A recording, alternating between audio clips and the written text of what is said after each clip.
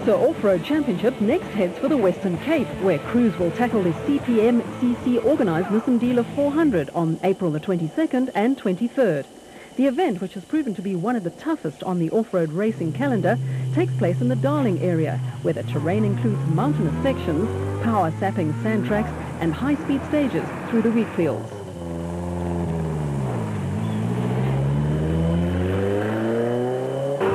Last year saw a dramatic increase in entries over the inaugural year, and CPM-CC chairman Bill Bright expects even more entries on this year's event.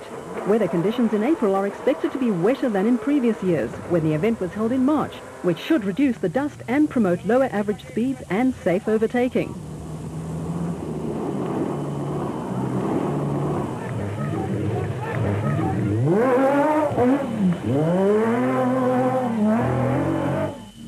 The Nissan Dealer 400 gets underway with a 42-kilometre prologue at 1 p.m. on Friday, April the 22nd, with the main event, which comprises 3 laps of a 115-kilometre course, starting at 8 a.m. on Saturday, April the 23rd. The CPM-CC has paid particular attention to making the route as spectator-friendly as possible, and fans will have 8 opportunities to see the spectacular production and special vehicles in action on each lap.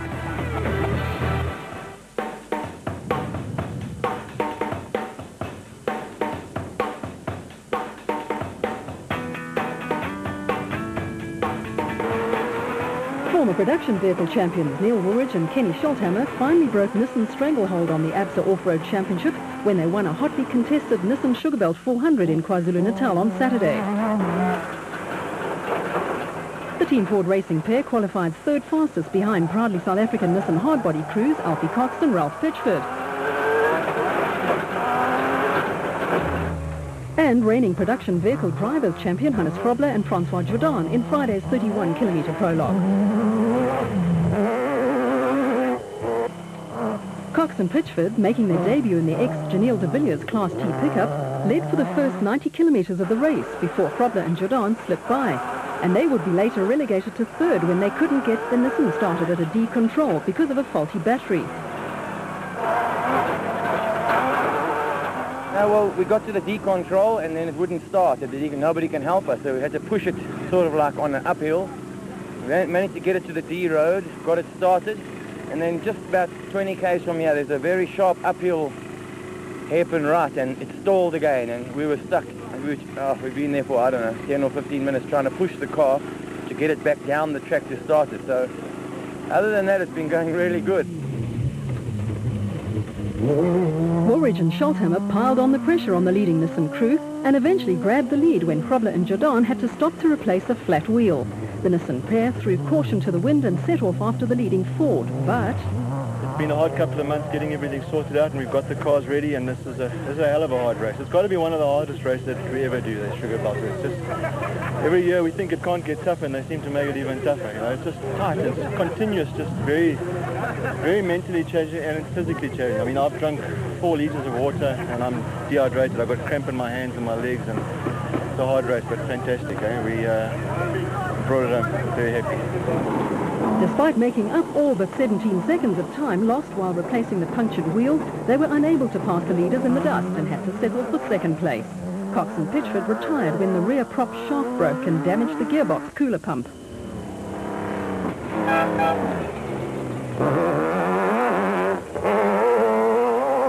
We pushed very hard. We had the flat wheel and we changed it under 3 minutes. We thought it was good, but the Ford passed us there and it was very dusty. There was no way you could pass. We could get till about 10 seconds behind him, but then there was so much dust that you take a big chance, could fall off the mountain or hit another rock and have another puncture. So we decided to come second at the end. Team Ford Racing had even more cause to celebrate when Manfred Schroeder and Alec Harris brought their Ford Ranger home third overall and first in Class D. Yesterday we used some re-grooved tyres because we thought it was going to be wet. And then today we fitted some new ones on the back, and I mean those BF Goodridges worked amazingly. And the bucky is just as strong as they say, built Ford tough. Yeah, no, very happy. Haven't had a class win for I think a year and a half now, so it's way overdue for us to win our class at last. Father and son Cliff and Louis Weichelt in the Bosel N1 4x4 Toyota V6 were later disqualified for a technical infringement.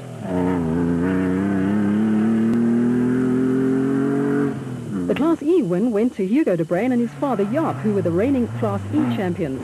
The talented youngster from Vryburg never put a wheel wrong in the privately entered Toyota Hilux 2.7i. It was a very tough day for us. We started off very good. The second loop, we're running without problems. Then the front axle, the differential came loose, so we have to nurse it all the way home. But very nice route, very well marked. This is one of the best sugar belts I've ever done. I mean, the route schedule was perfect. All the ditches, all the humps were marked. Very nice. They finished 10 minutes ahead of the 2004 Milestone Award winners, an award presented to the crew that completes all events in the championship, in the Class D Mastercraft Ryobi Mitsubishi Pajero. Durban-based Zane Pierce and Peter Chadwick were 7th overall and 2nd in Class E in the Castrol Toyota Hilux 2.7i. With teammates Gavin Cronje and Robin Houghton 8th overall and 4th in Class D in the Castrol Toyota Hilux 2.7i.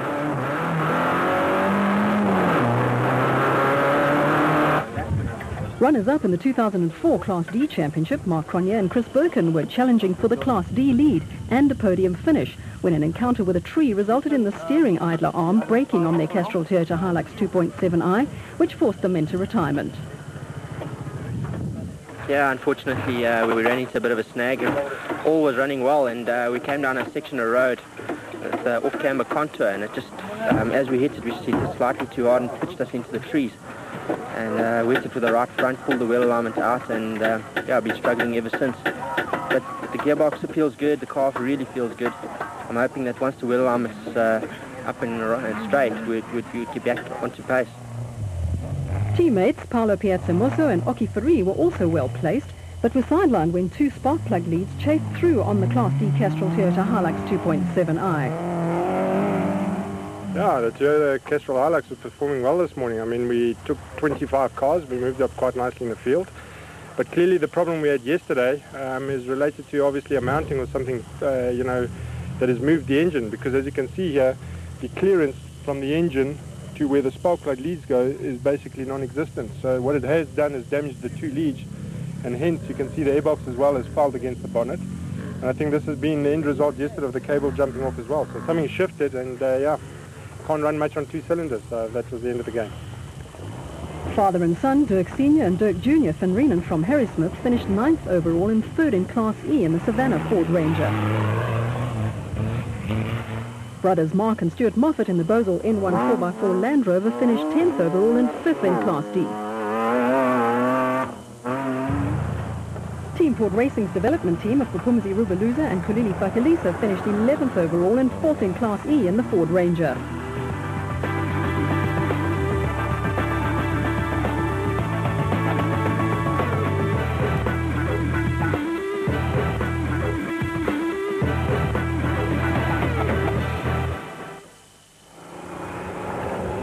The special vehicle category was won by 2004 Mafeking 500 winners Gary Berthold and Siegfried Rousseau in the Advent South Bat, who led from start to finish in a race that decimated the special vehicle field. Come on, put your hands together for this man. Let me tell you what a fantastic 3rd position. There we go, Gary Berthold. This has been a hard day tonight. It's been a tough day in the office for me today, behind the wheel. It's probably one of the roughest events around, and knowing there was only 1 minute between myself and the next competitor at that 15-minute decontrol, we really gave it a good go on the way home. So it's been good. Take that, buddy. That's number 1. Off-road enduro motorcycle specialists, now turned off-road car racers, John Moore and Graham McLaughlin, maintained a steady pace to finish 2nd overall in the Connex Chenoweth.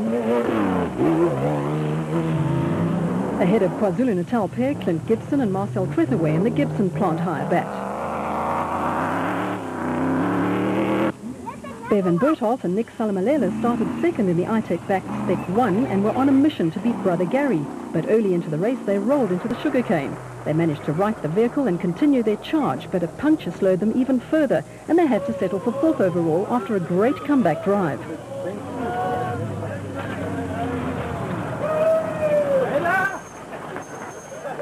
Well done, The star act in the special vehicle category was former quad champion Evan Hutchison and Trevor Ormerod in the Class B motorite bat.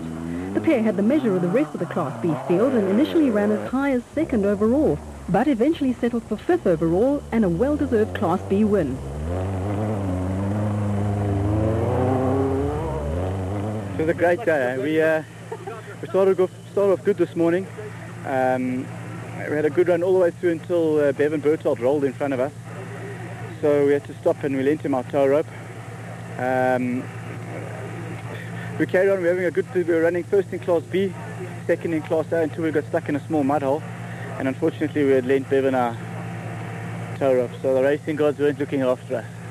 And we had to wait until Bevan came back through to lend us his tow rope. Unfortunately nobody else gave us a hand. Anyway, I think we're still first in Class B, and we've had a very successful day. Motorite bat performed fantastically today, and I'd just like to say thanks to all the guys at Motorite for everything they've given us, and this is the first for them. Terence Marsh and Mike Whitehouse brought the Nashua Mobile Racing Bat Spec 1 home 6th overall and 5th in Class A.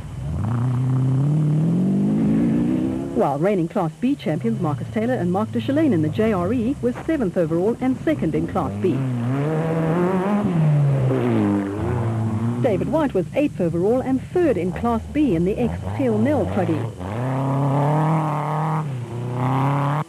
With brothers Rudy and Per van Kram the last place finishers and 4th in Class B in the Technichair Ozarko.